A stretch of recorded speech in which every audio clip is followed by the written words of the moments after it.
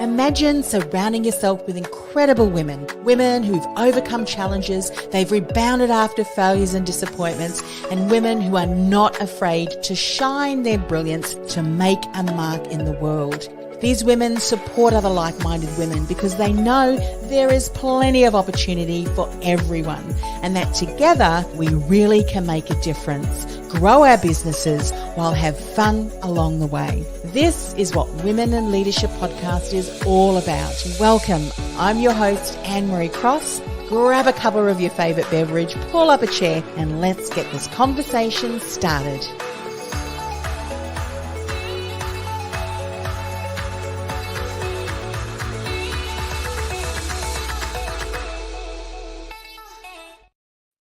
And welcome to another episode of Women in Leadership Podcast. Now, my guest today says, you decide when you move forward. If your current situation is not empowering, then go find one or create your own.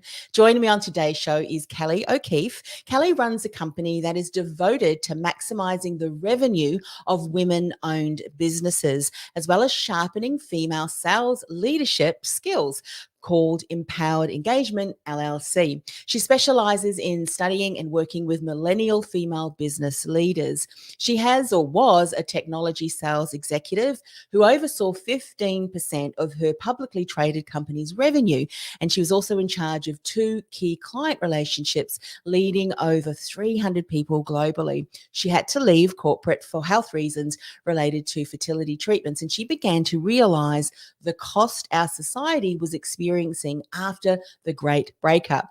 Now, Kelley has devoted herself to studying the millennial female in business and realized a main way to gender equality in leadership is through having more women in leadership and revenue leadership roles. Now, specifically on today's show, Kelley is going to share 5 challenges that millennial mid-career females in business face and how successful women have overcome them. She's talking about the importance of having women in revenue leadership, as well as ways that we can empower more women to lead revenue, both for corporate and within their own businesses. So welcome, Kelley. Hi, Anne-Marie. It's so good to be with you. Appreciate it.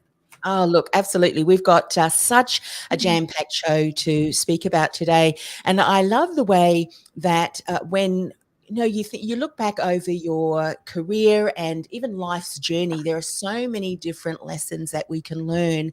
And how often as women, we look at other women's backgrounds, we look at their history and their progression throughout their career, and how so often we admire, but we forget to look at our own backgrounds, our own gifts and talents and skills. And we don't want to admire other women and celebrate what they've achieved and not the same for ourselves too. Have you found that with millennials, that they can tend to look at what others are doing and disregard the amazing abilities, skills and talents that they have to offer, whether in their own business or within corporate? Sure. I think millennials are much like any other generation in terms of, we're all people, right? And millennial women in particular, there is a sense of questioning our abilities sometimes. I call it, a question of credential and potential, right? When men go to apply for a job, usually they're hired and they apply based on, oh, I could do that, or I have the ability to do that, the potential to do it. Women tend to go get credentials that say on a piece of paper, and they overqualify themselves for the role, right? So I think that there's a balance somewhere in between, obviously, but millennial females in particular are very consumed with, am I qualified? How do I gain the skills? I may not be qualified enough as this other individual, just like you mentioned. So I think there's an element of humanity to that's actually humbling and nice. But at the end of the day, as women, we do have a responsibility. Millennials are now coming into our own. We're leading business units. We're leading the world. We're changing the world. And I think that it's time to really understand that we do bring some really amazing skill sets to the table. Yes. And we're already changing the world. So we have a lot to offer. I love that. As you're sharing that, I mean, obviously, I think back to, when our generation, my generation, went through the exact same thing. So it's interesting that to hear that if millennials are still experiencing that. Well, let's talk about some of the challenges, and that may have been one of the challenges that you were going to speak a little bit more today. But you said there's 5 that you have seen millennial mid-career females in business face, and how successful women have overcome those. What are these challenges, and what are some insights that we need to know? Absolutely. So, COVID really, I think, shed a lot of light on, what millennial women were dealing with. And I think the Great Breakup was women's expression of something has to change, right? So you look at, different things, and my research really centers around, McKinsey's Women in the Workplace report. I've done a lot of research in the US as well as internationally. But, the 5 main challenges that I found that women are facing and are successfully trying to address, and Yes. successful companies are addressing this well, right? There's some companies that are still struggling with it. And these 5 main areas are really composed of gaining access to the right things that set you up to be an executive. So we call that access discrimination. So actually gaining access to those things that help you move up in your corporate career. A second element is I call it overcoming obliviousness, but maybe, could be called overcoming or addressing microaggressions. So things that folks don't realize they're necessarily doing that are disrespecting women or disrespecting other people, maybe different from them. Third is the wage gap. We've seen that forever. Women have made progress. There is some progress there in terms of gender equality, but we're still seeing about a 20 to 13% difference in the wage gap overall. And that has to do with some of the roles that women are choosing to take on and gaining access to take on as well. We can talk about that. But the remaining 2, one is flexibility. And I talk about this a lot in my research. My women, I'm writing a book on this. I think flexibility is really the defining factor of our time and this generation.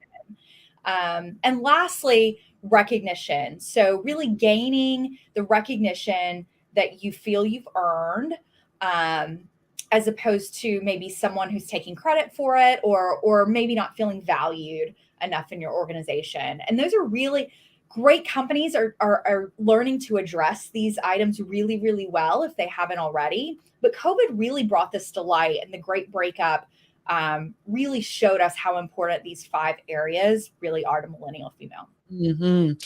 Let's look at the first one, and there may be some more that you want to dive deeper into. And I'll preface our discussion by sharing something that I read once. This is many years ago, but I'm wondering if perhaps some of the things that were happening then are still happening today. And there was a paper here in Australia that reported anonymously that one of the big corporations admitted that when they were in salary negotiation for a particular role, and whether they were interviewing a male or a female, a man or a woman, they tended to offer the females less.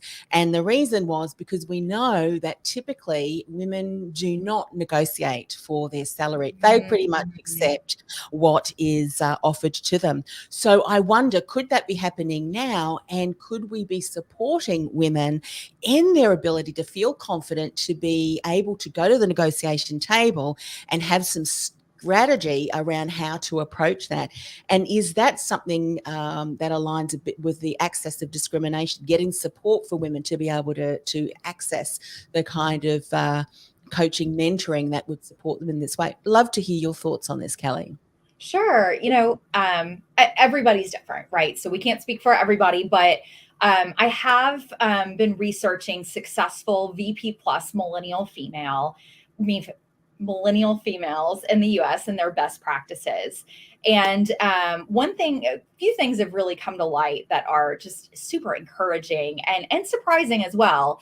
But in terms of gaining access to the roles that really unlock high earning potential, we're seeing that, most of those roles are actually roles that entail owning a P&L, meaning owning a profit and loss statement, owning a business unit, being responsible for bringing in revenue to that unit and the costs associated with that unit.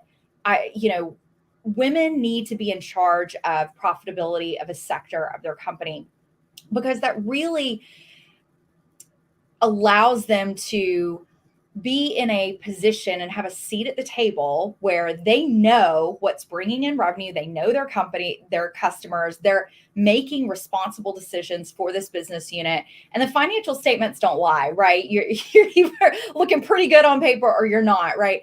So I think, gaining access to those roles has traditionally been very, very difficult for females. And so when you look at millennial females at this point in time, we have the credentials. You're seeing we're hired in really 50-50 rates. Millennial females and females in the workforce in general at this point, we are much more highly educated. We've got 60% of master's degrees and at least that much of PhDs. But yet when you look at sales, and particularly women vice presidents or higher of sales, we're looking at less than 15% of VP of sales roles are female. So there's definitely a gap there, right? And so we've got to get access to those roles.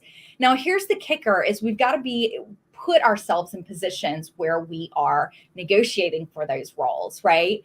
I don't think that it is, based on my research, my personal experience, I really do not think that it is a question of if millennial females are negotiating. I do think that there's more negotiation happening for sure.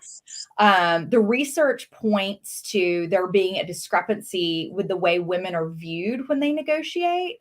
So, what's interesting is most males in the business world that are offering a position to a females and having that female negotiate, see if all things are equal and the female and the male have the same credentials, same level of experience, et cetera, and the females are negotiating, many times, and the research tells us this, that hiring manager feels as if the female is being too aggressive. And so women have this balance, right? This tightrope to walk right now because we want to negotiate, especially if we're interviewing for a role that negotiation is a critical component of that role, right?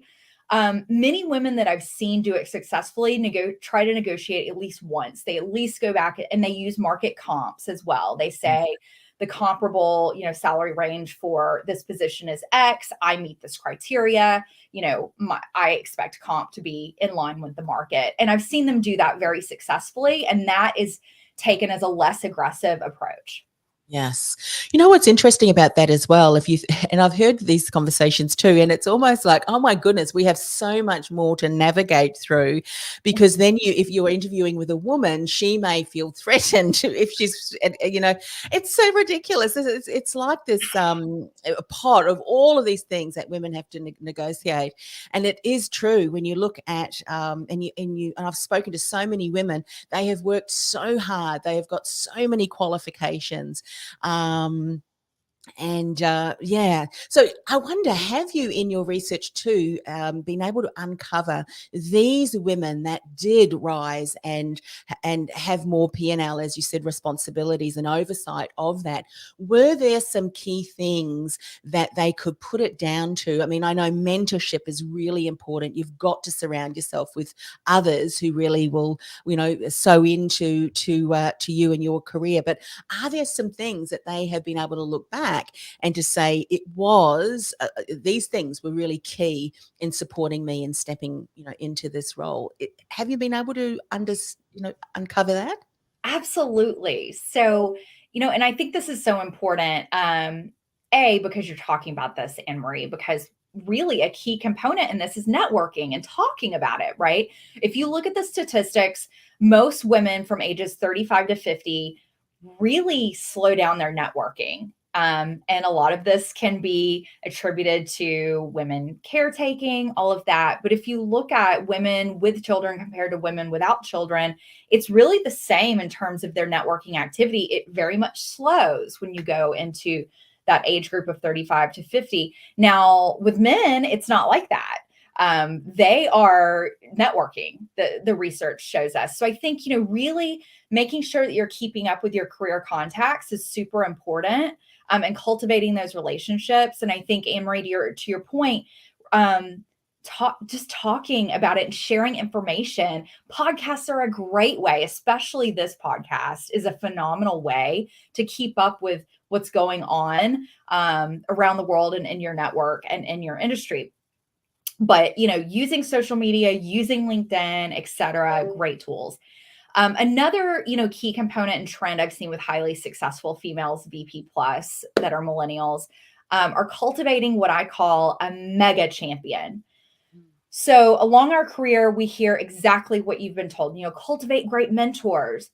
Women in corporate that are rising at extremely fast rates, meaning they are moving up to the executive level ranks quickly, have usually developed a relationship with their direct line of command, meaning their boss or their boss's boss, that is not only a mentor, but what I call a mega champion.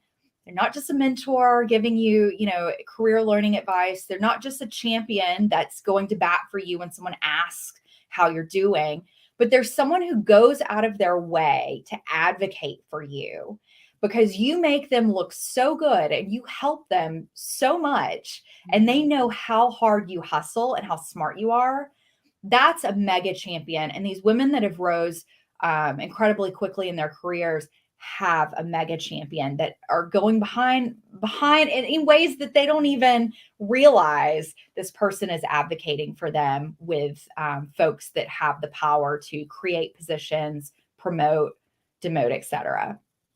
Yeah, I love that. That's so important. And these are things that they continue to do on an ongoing basis, isn't it? They recognize that it is so important. Something that you mentioned, even if women are taking a break from the workforce, or even, diminished, if you will, because of family, the opportunity to network, even within the groups that perhaps, you may now be associating with, you just don't know who these other women or men who may be taking on a role of looking after the family, who they're connected to. You just don't know. And I think, we've got an incredible opportunity to continue to network in that area too. There's something that you mentioned, one of the 5 key challenges. I mean, we've talked about the access or discrimination towards access of certain roles. You talked about overcoming obliviousness, if I'm right, a microaggression. Talk about that, because sometimes it's that microaggression, the things that that are happening, but you may not be able to put kind of it's just difficult to bring up, and oftentimes, but can really undermine that too. Talk about what are some of the things you see are happening when it comes to that microaggression. Sure. And, I've had folks ask me, what is a microaggression? And really what I boil it down to is it's a slight or disrespect due to not understanding or not even being aware potentially that you are affecting someone different from you in a negative way. So a great example of this would be, say there's a room full of businessmen, there's one businesswoman, we're all at the same level professionally, and the men just assume that the woman will take the notes for the meeting. That would be a microaggression, because you're kind of assuming that the woman is maybe in a lesser position than you. I've had folks, friends of mine that have, been highly accomplished, successful corporate lawyers, et cetera, that have been mistaken for admins just because they're female. So I think anybody in a marginalized group or in a situation where the context is there could be subject to just a misinterpretation. That's why I really refer to them as oblivious types of behaviors, because I don't think most people have malicious intent. I think that the world is just changing, and we're not familiar yet with seeing women in powerful positions abundantly. And until that becomes more common and familiar, we're going to run into these situations. So And in Yeah. that instance, how would you recommend someone would address that? I mean, I think sometimes a bit of humor, maybe a little bit of sarcasm, but, wrapped up in a bit of humor. How would you approach that? You know, it's interesting because I've approached it different ways in my career. A lot of times, what happens with women and those that I've interviewed is they're kind of stunned at first.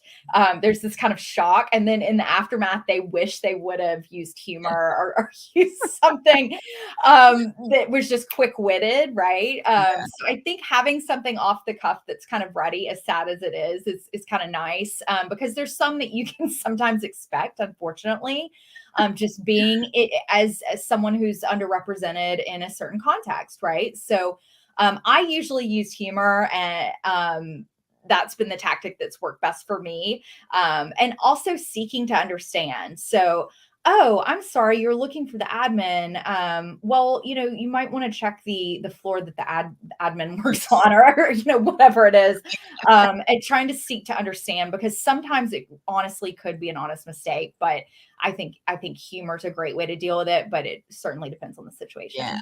I mean, sometimes I would have to keep my lips closed because can come, quick and fast. But it's almost like, yeah, sure, I'll take the notes. Maybe you do the coffee run. How about that? Or maybe we alternate or something like that. And as you say, I think one of the most important things to remind ourselves of is that it just may be a misunderstanding. Sometimes we can have arguments in our own heads, and things right out of proportion, but bringing them up, politely with a bit of humor, I think can certainly go a long way. Absolutely. My Yeah, sister-in-law, a quick story, my sister-in-law is wonderful. She works in a corporate setting, and she's, had told me a story one time of her being asked to bake a meal for a for a corporate event.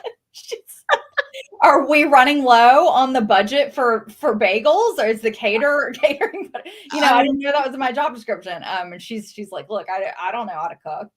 Oh, I remember years ago, and I've shared this story before, but I always have to laugh. I remember I was quite young then, working in a small business, and so many of us would have to take on multiple roles, which I absolutely loved. But I remember we had one senior executive come in from a larger organization, and everything was run through a central receptionist, because she would, mark all of the calls.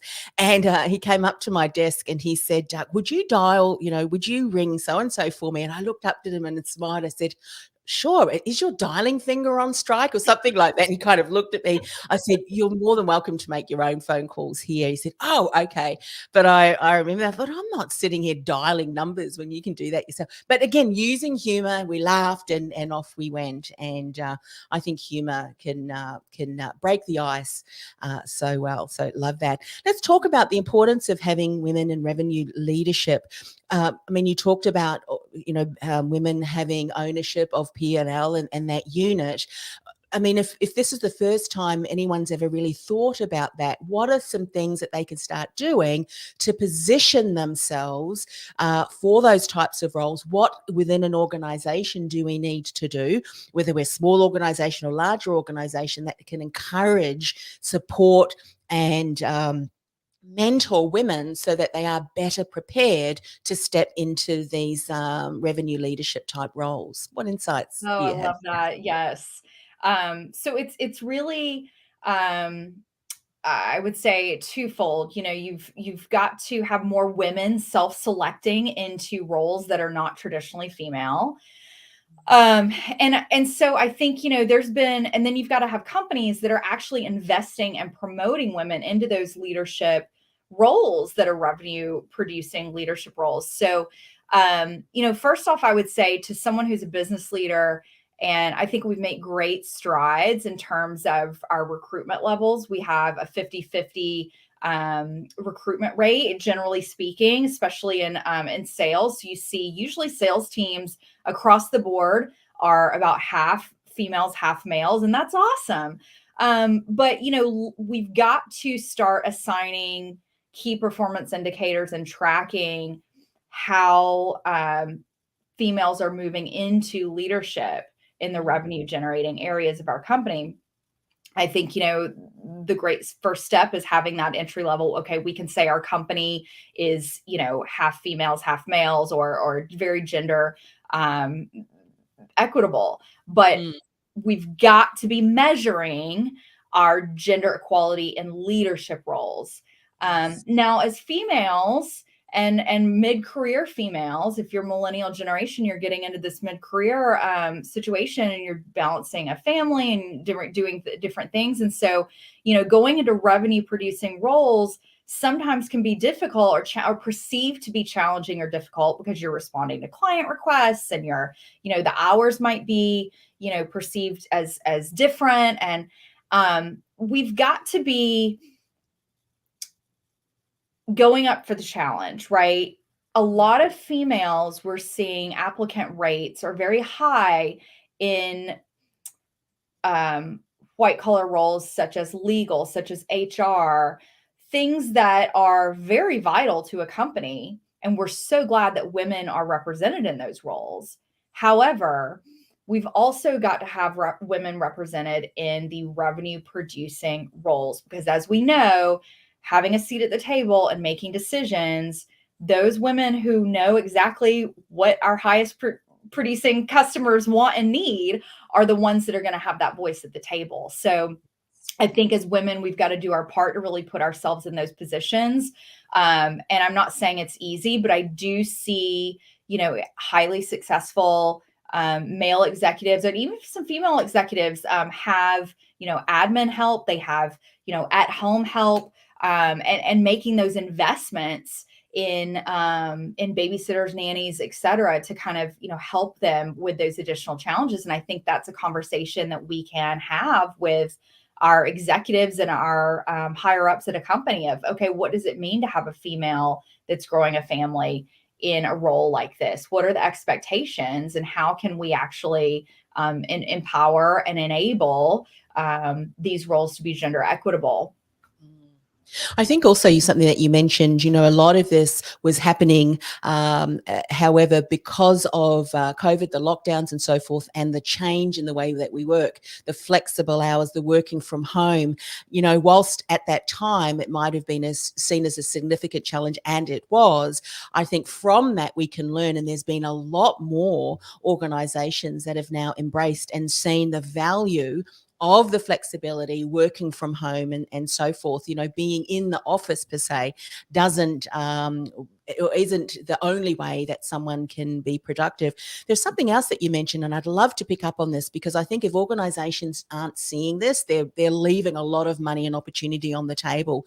When it comes to the purchase power, the dollar, the purchase, and so forth, you've got to realize that a lot of women, in the home are influential in purchase decisions.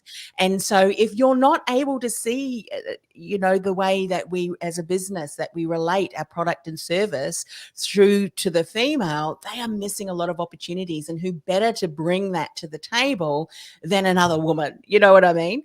And so I think for organizations who don't have some sort of a pathway, a structure that would encourage those women and look at, well, how can we make sure that our organization creates a way that will enable us to, invite and have women around the table, even if they are also, looking after a family and raising a family. I think they're leaving a lot of opportunity on the table, untapped opportunity. Would you say that's a fair comment? Sure. Look, I mean, I think research does tell us that in nonprofit and beauty health related industries, you do see more female executives. Mm. Now, those roles actually tend to pay a little less. Nonprofits, things like that. Now, if we look at like software sales or, technology sales, those roles are generally higher paying because the gross margins are so much higher. Yes. However, the end buyers are typically male. That's evolving, right? But I do think, to your point, there's a concept, and I learned about this in graduate school, and I infused my course with this when I helped startups set up their sales teams and revamp them. It's called design thinking, and you may have heard of it, but design thinking was originally developed by Stanford school of design around product development. But you can apply it to sales. And I think it's highly effective when you apply it to sales, because your point, Anne Marie, if you're selling B2C, if you're selling, your company's selling a product or service to a consumer or enterprise customer, if that customer is female and making a lot of the buying decisions, the design thinking approach, the first step in that approach is empathy. And truly understanding, not just on paper, oh, this is their buying habits or their trends, and this is what we think the future will hold, but actually getting in their head and empathizing. And women are terrific at that. We're so good at that even in the male dominated industries, you see companies where if they have female executives, they're more profitable than companies without female executives. Mm-hmm. And so I think there's something to be said for that. It's not just about we want to have equal representation. It's like we're bringing something to the table. Yes. I mean, women are incredibly empathetic, and we are very collaborative. We use both sides of our brain all the time. And are able which can be a positive, but sometimes, yeah.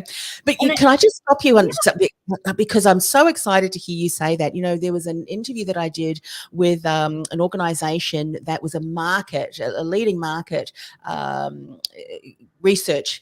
And one of the things that they did, because it was, again, influenced through women, how typically the market research, let's get a whole bunch of people in a room together, we'll allow them to, relate to the product and so forth, and we'll see what kind of response that they will get. Well, through the influence of women, to say, well, these just seem so cold. And to your point, was talking about empathy and collaboration and the conversation. They completely changed the structure of how they did market research to have more of these open, getting together and having open conversations with women and men to talk about certain products and services and so forth. And the information that they were able to gain through changing that was incredible. Things that they would never have been able to identify. Wow. Because of the way that women relate. And it created an environment where people just felt who were invited, encouraged to share their thoughts, and from there it just which was really exciting. So I just had to share that as you were sharing, because that is so exciting, Anne-Marie. It's just so important, and I really want to iterate this, is it's not about having all female leaders, it's not about having all of one gender. It's about the diversity of thought, because our brains work different ways, and each person is different, and our hormone levels are different.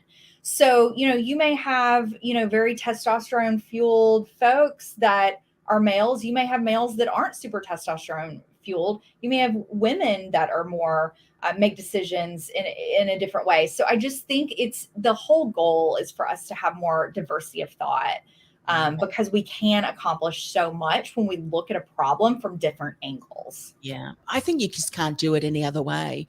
And I'm sure you've heard of DISC and, other incredible tools that we can leverage. And, for the visionaries who are just thinking about all these ideas, we need people who have their feet planted firmly on the ground to keep us, let's just focus. I remember having a colleague who we would often talk, and then I'd have another idea. And he goes, let's just send you right back here.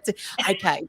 And it's true, isn't it? We need other people and vice versa. And I think exactly as you said, it is. We all bring a unique skill set to the table, and celebrate it.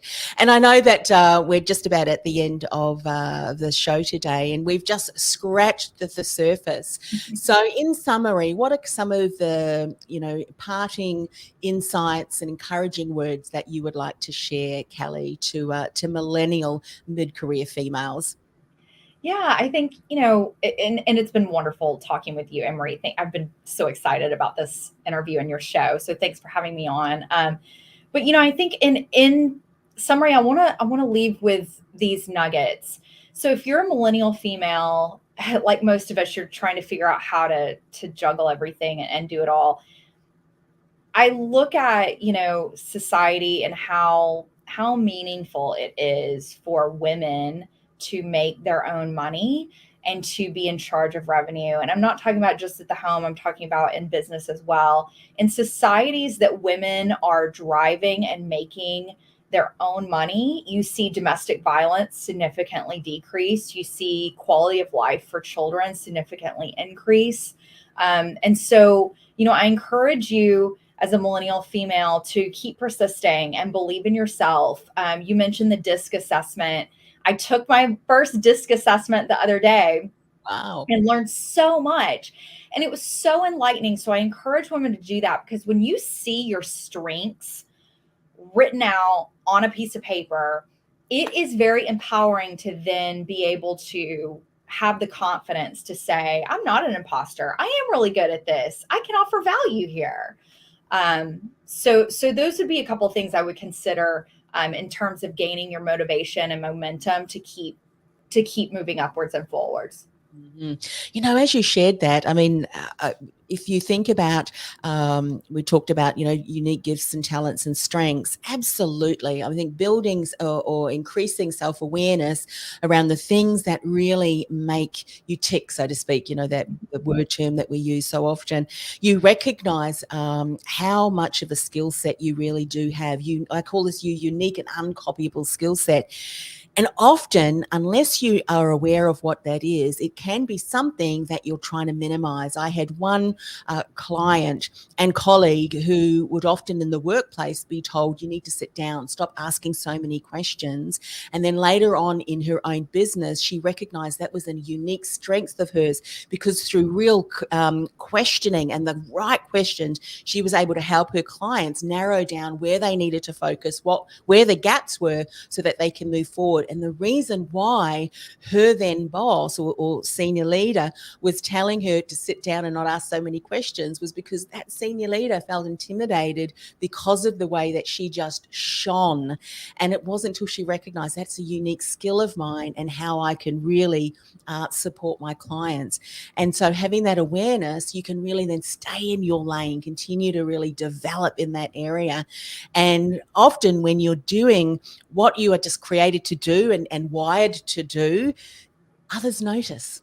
Don't they? They notice because it's a skill set that you bring that's contributing to the overall success of that organization, whether it be someone else's organization or your own. So I agree. I encourage people, Kelley, to become really familiar and clear on who am I, where do I really shine, what environments really support me, so that they can best position themselves in those environments. And I love, we're going to circle right back to what you said, opening the show with, if your current situation isn't empowering, either find one or create your own, and then invite other incredible women and men to the table, and together you can all rise. Kelley, share a little bit more about how people can get in contact with you, a bit more about your company. I'd love for you to end the show with that so people can connect with you. Absolutely. So I run a company called Empowered Engagement, and we're founded on the principle that everyone should have a shot at, being a high performance sales leader. And so I go into organizations and I help them revamp their sales teams in order to reorganize for high performance selling. I use a combination of value selling and design thinking principles, and have a proprietary method that we set up. So excited to help, organizations scale and in a gender equitable way that's super high performing. So you can get in touch with me on LinkedIn or my website, empoweredengagement.com. And it's all about empowering how you engage with your customers through gender diversity of thought. So excited to share that, and appreciate you having me on, Anne-Marie. Oh, you're so welcome. Thank you so much for sharing your insights. I know that those who are listening and then watching and listen to the recording will certainly be empowered through what you shared today. So please reach out to Kelley to find out more about how she and her organization can support you, whether you're an individual or organizations. And again, thanks for coming on the show. Thank you. Hey, it's Anne-Marie. Before I go, are you a coach or a consultant who feels like the world's best kept secret? Your experience is vast, yet secretly you're frustrated because despite all of your hard work, you're just not getting the visibility, the recognition, or new clients you'd hope for, and you don't know why? I've created a free resource that'll help you build visibility, generate leads, and enroll dream clients with ease because you're seen as a trusted authority, even in a crowded marketplace. And you've positioned yourself as the choice versus just a choice for your dream client. To get started, go to annemariecross.com/gift. That's annemariecross.com/gift.